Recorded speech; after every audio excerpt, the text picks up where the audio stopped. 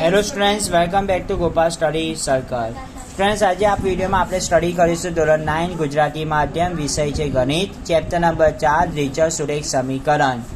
તો સૌપ્રથમ ચેપ્ટરમાં જે નામ આપ્યું છે દ્વિચલ સુરેખ સમીકરણ, તેનો મિનિંગ શું છે તે આપણે સમજી લઈએ. તો દ્વિચલ સુરેખ સમીકરણ. દ્વિચલ સુરેખ સમીકરણ કોને કહેવાય છે? ચાલો તે આપણે જોઈએ. તો જે સમીકરણમાં શું છે? જે સમીકરણમાં બે ચલ આવેલા હોય તો તેને દ્વિચલ સુરેખ સમીકરણ કહેવાય છે. ઠીક છે. તો અહીંયા આગળ લખું છું દ્વિચલ સુરેખ સમીકરણનું પ્રમાણિત સ્વરૂપ લખું છું. શું લખું છું? દ્વિચલ સુરેખ સમીકરણનું પ્રમાણિત સ્વરૂપ. દ્વિચલ સુરેખ સમીકરણનું પ્રમાણિત સ્વરૂપ છે ax + by + c = 0. આ શું છે? દ્વિચલ સુરેખ સમીકરણનું પ્રમાણિત સ્વરૂપ છે. ઠીક છે. હવે તમારા મનમાં ક્વેશ્ચન ક્રિએટ થશે. ચાલો તે જોઈએ. તો દ્વિનો મતલબ શું થાય? દ્વિચલ માં જે દ્વિ છે, દ્વિનો મતલબ થાય બે. દ્વિનો મતલબ શું થાય? બે. અને ચલ કોને કહેવાય? તો જે અજ્ઞાત સંખ્યા છે. શું છે? અજ્ઞાત સંખ્યા ને આપણે શું કહીએ છીએ? ચલ કહીએ છીએ. જેમાં આપણે એની કિંમત જાણતા ન હોય. જેમ કે ax + by + c છે. એમાં x એ તમારો એક ચલ થયો અને બીજો ચલ શું છે? તમારે y એ તમારો બીજો ચલ થયો, જેની કિંમત આપણને ખબર નથી. અને આ જે c છે એ તમારું સમીકરણમાં શું કહેવાશે? અચળ પદ કહેવાશે. શું કહેવાશે? અચળ પદ કહેવાશે. એ શું છે? તો એ તમારો x નો સહગુણક કહેવાય અને b એ તમારો y નો સહગુણક કહેવામાં આવશે. ઠીક છે. ચલો, અમુક મુદ્દા છે, ફરીથી એકવાર રિપીટ કરી દઉં અને સમજાવી દઉં છું. તો સહગુણક એટલે શું? સહગુણક એટલે સાથે ગુણેલ સંખ્યા. શું છે? સાથે ગુણેલ સંખ્યા. જેમ કે હું તમને કહું 2x² + 3x + 1 માં આ x² છે. તો x² નો સહગુણક. તો x² નો સહગુણક શું કહેવાશે? 2. શું છે? 2 છે. સમજમાં આવ્યું? એ પ્રમાણે ચલ એ શું છે? તો કોઈ પણ અજ્ઞાત સંખ્યા જેની કિંમત આપણે જાણતા ન હોય તેને ચલ કહેવામાં આવે છે. ઠીક છે સ્ટુડન્ટ્સ? ચલો, હવે સ્ટુડન્ટ્સ આપણે અહીંયા આગળ સોલ્વ કરીશું. ઉદાહરણ નંબર 1 જે ટેક્સ્ટબુકમાં આપી દીધા છે. નીચે દર્શાવે દરેક સમીકરણને ax + by + c = 0 સાથે સરખાવો અને a, b અને c ની કિંમત તમારે દર્શાવવાની છે. ચલો, તો ઉદાહરણ નંબર 1 આપણે આપી દીધું છે. ચાલો તે આપણે સોલ્વ કરીએ.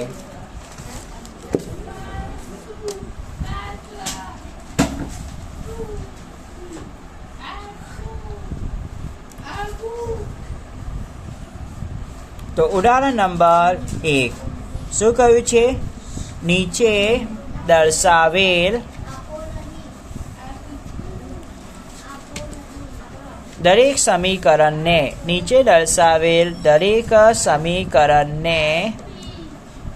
ax + by + c = 0 સ્વરૂપે દર્શાવો અને દરેકમાં તમારે a, b અને c ની કિંમતો દર્શાવો. એટલે કે a, b અને c ની કિંમત તમારે દર્શાવવાની કહી છે. ચલો, એમાં પહેલો એક્ઝામ્પલ આપી દીધો છે 2x પ્લસ 3y બરાબર 4.37 આપી દીધા છે. તો દેખો 2x પ્લસ 3y ઇક્વલ્સ 4.37 લખી દઉં છું. હવે દેખો તમે 2x પ્લસ 3y તો એવા ને એવા બરાબર નહીં, આ બાજુ 4.37 છે અને હું આ બાજુ લાવી દઉં તો શું થઈ જાય -4.37. એ બાજુ કંઈ નહીં તો શું ગણાય 0.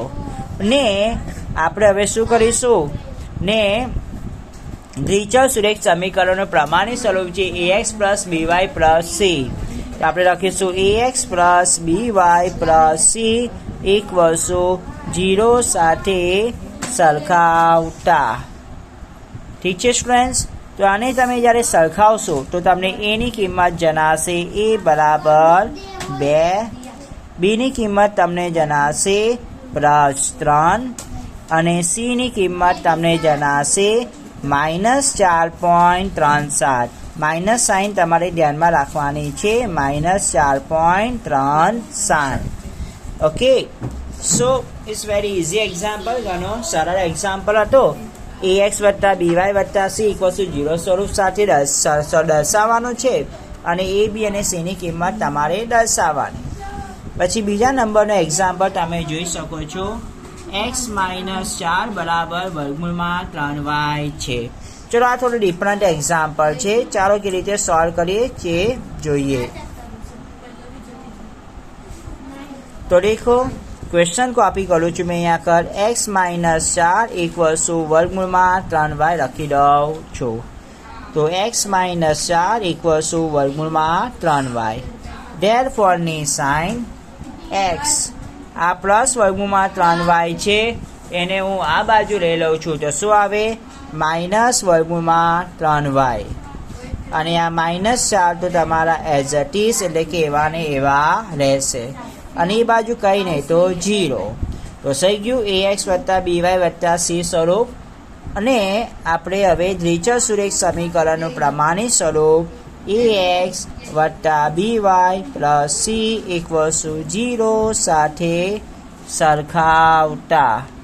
ઠીક છે સ્ટુડન્ટ્સ. આને આપણે 0 સાથે સરખાવીએ તો જ્યાં a બરાબર તમને શું મળશે દેખો અહીં x તો x પણ અહીં આગળ સહગુણક આગળ નથી તો આપણે શું લખીશું 1 એટલે a ની વેલ્યુ આવી 1.